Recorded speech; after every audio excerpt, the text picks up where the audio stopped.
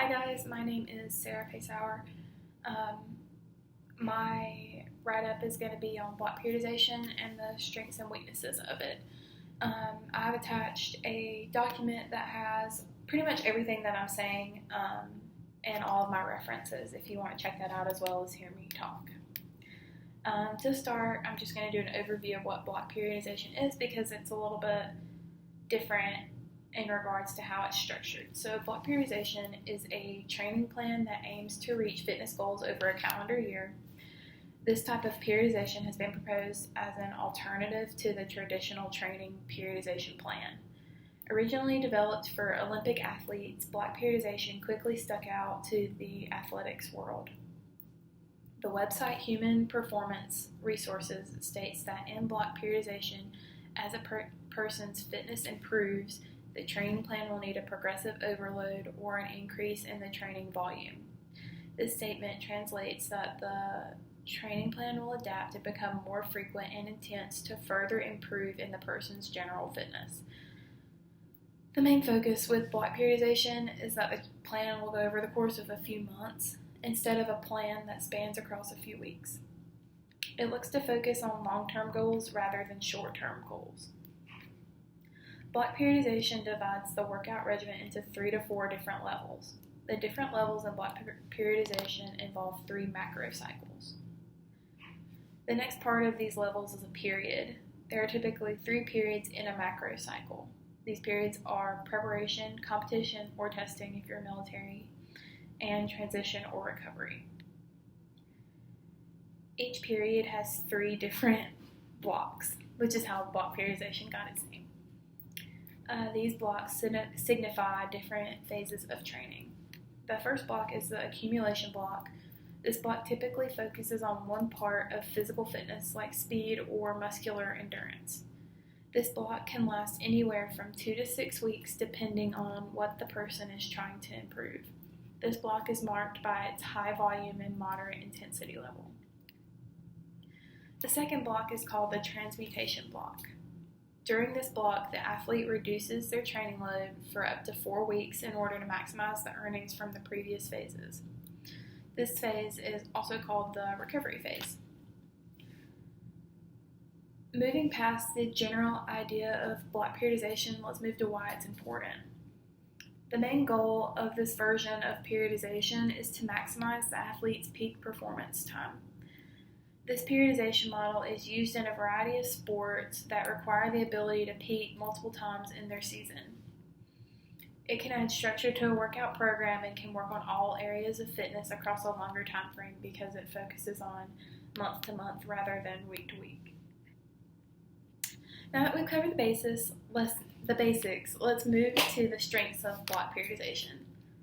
The first strength of block periodization is that it can be very beneficial for long-term results. Block periodization focuses on the long-term goals and sustainability of peak athleticism. It has been used over other periodization models because of its longer peak levels in athletics and is more functioning than the athletic spectrum. The key to maximizing the effects of block periodization is to set long-term goals and pursuing them through the necessary training plan. In the research article, throughout a block periodized training cycle in weightlifters, it studies kinetic and morphological adaptations that occur during the differing phases of block periodization training in weightlifters.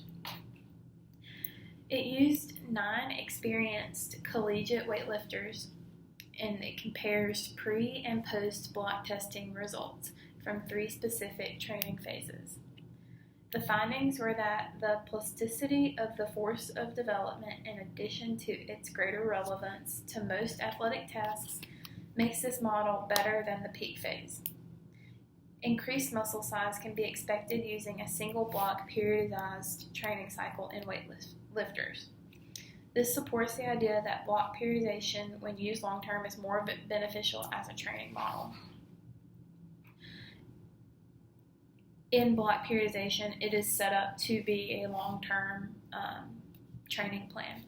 So making it short-term doesn't really fit in with what it was made for, which is long term. Another strength to block periodization is that the different phases involved allow for sport-specific plans that are tailored to their athletes. In the research article, The Effect of Block and Traditional Periodization Training Models on Jump and Sprint Performance in Collegiate Basketball Players, it found that block periodization showed significantly higher jump performance compared to traditional periodization. So this research article, using collegiate basketball players, showed that sport specificity is needed for a training plan. It found that block periodization showed a significantly higher jump performance when compared to traditional training plans. Due to the specificity that block periodization offers, it makes it the perfect plan for sports that are more individualistic in nature, like track and field or judo competitions. In the research article, Physiological and Performance Changes in National and International Judo Athletes During Block Periodization Training, it examined high-level judo athletes' functionality changes, high-level judo athletes and their functionality changes using block periodization. Using a 13-week block periodization model, this study found that performance and hormonal levels improved in judo athletes across differing skill levels. So it pretty much took judo athletes and measured different hormones throughout the course of their 13-week training plan. The findings support the fact that the more individualistic a sport is, the more tailored the block periodization plan is to that athlete. Another strength to block periodization is that it could be beneficial to athletes looking to manage their fatigue. Due to the long-term aspect of block periodization, it could be tailored to manage fatigue. In the research article, Resting Hormone Alterations and Injuries, Block versus DUP Weight Training Among D1 Track and Field Athletes, it examines how daily undulating periodization and block periodization can show differing results using the same group of Division I track and field athletes. This study found that block periodization may be more influential to athletes looking to manage fatigue. The last strength is that the different phase splits allow for focus on different strength qualities. In the research article, Impact of a 4-Week Intensified Endurance Training Intervention on Markers of Relative Energy Deficiency in Sport and Performance Among Well-Trained Male Cyclists, they examined how cyclists can apply block periodization in high training volumes using the meso and macro cycles to optimize their training. So they pretty much used 20 cyclists to try out the different volumes that they could use for the mesocycles and the macrocycles in block periodization, and seeing how those different cycles can affect their training and how they can use those cycles to improve their training. This study found by assessing their body composition, hormone levels, energy intake, and performance variables before and after the intervention period that their total accumulated training during their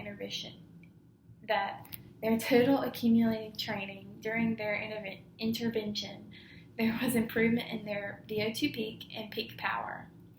So this study supports the strength that block periodization allows for sport-specific focus on various strength qualities. While there are several strengths to block periodization, there are weaknesses to it, obviously. The first weakness is that block periodization is not the best training option for team sports. It is super individualistic, which makes it great for individual sports. However, the second that you put it into a team sport, it kind of crumbles. It's not ideal for team sports because team sports typically have more than 1 to 2 weeks of competition. So if we take collegiate football, they're playing once every week. So their competitions are, their peak part of the season is every week, because every game is crucial to their season. So you can't really train to maximize on one week and not the next. You kind of need to have a sustained effort, or a sustained peak level. Another weakness of block periodization is that it is not meant to meet short-term goals. In the research article, comparison of aerobic capacity changes as a result of a polarized or block training program among trained mountain bike cyclists. It analyzes the effectiveness of block training programs and polarized training programs on aerobic capacity in 20 trained mountain cyclists. So this study ran for 8 weeks, and it found that the polarized training program was more effective in developing VO2 max. In looking at the aerobic capacity, both training methods showed similar results. So using this study, it doesn't necessarily suggest that it's a weakness. However, it doesn't make it a strength. This study ran for 8 weeks, which is about maybe half of a season, and it found that polarized training was more effective for VO2 max. Block periodization is a training plan that aims to reach fitness goals over a calendar year. This type of periodization has been proposed as an alternative to the traditional training plan. Stating again, it was originally developed for Olympic athletes. Block periodization stuck out. To summarize the strengths of block periodization, it is perfect for long-term goals. It's in the structural level of block periodization, there are different blocks. There are different microcycles, or macrocycles, and mesocycles. And these blocks are specifically tailored to the athlete. And in their blocks, the tailoring is for different strength goals. So the strength goal could be muscle power, cardiovascular endurance. It could be anything, and things like cardiovascular endurance aren't going to improve in 1 week.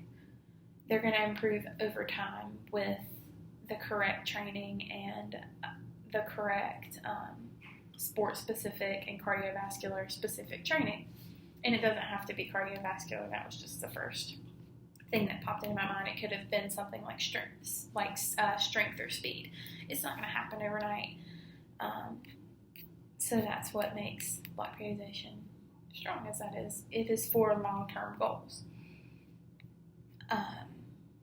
Block periodization is better suited for individualistic sports.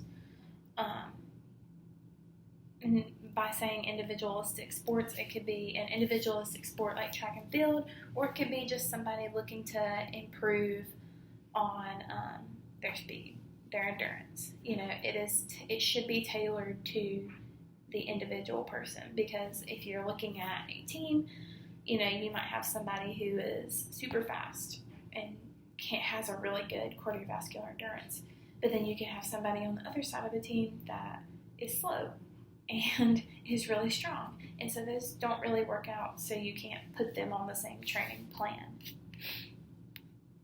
So it's perfect for individual sports. It's better suited to manage fatigue. Going back to my research article on block versus DUP in D1 track and field athletes, they specifically looked at how fatigue impacted these athletes. And if I can pull up that article, it says that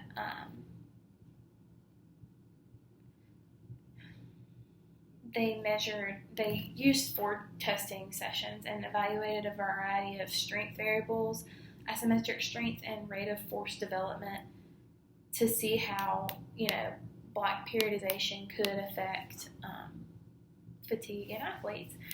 And their findings do suggest that block periodization could be more beneficial for fatigue, which again aligns with the fact that block periodization is a long-term periodization model.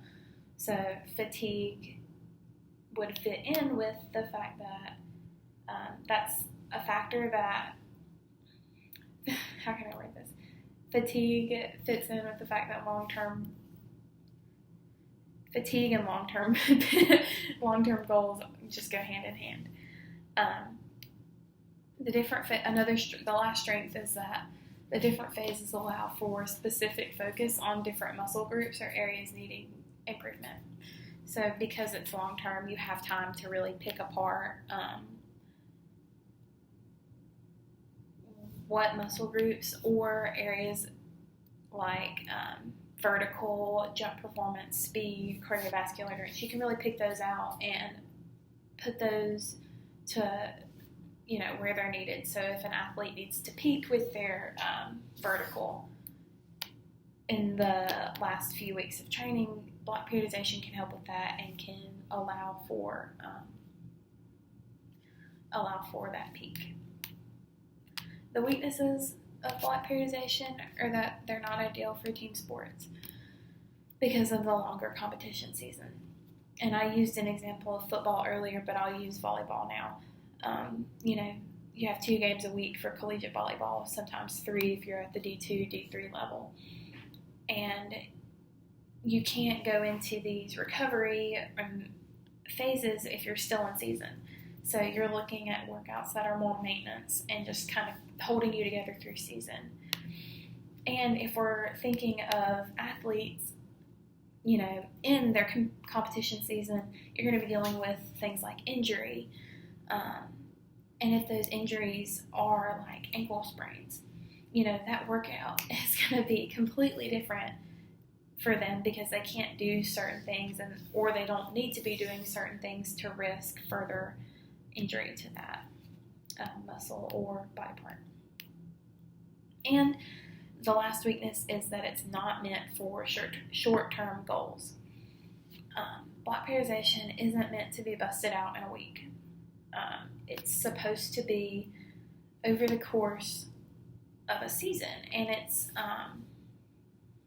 you're not going to see results from any workout in a day, but you can use workouts that are better for maintenance or improving jump performance over the course of a few weeks. But you're not going to get that with block periodization. So just to recap, the strengths were block periodization is perfect for long-term goals. It's better suited for individualistic sports like track and field. It's better suited to manage fatigue because of the long-term goal. And the different phases allow for specific focus on different muscle groups or areas needing improvement. The weaknesses of block periodization are that it is not ideal for team sports because of the longer competition season, and it is not meant for short-term goals. And one last thing I kind of want to touch on is that in in most of the research articles that I found, they looked at more individual sports, with the exception of one that I found on. Here's some information. One that I found on basketball and one that I found on soccer. And in the soccer video that I found,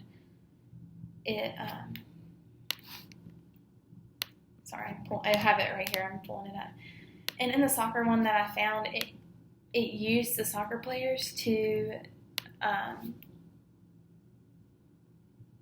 state their individual goals. It didn't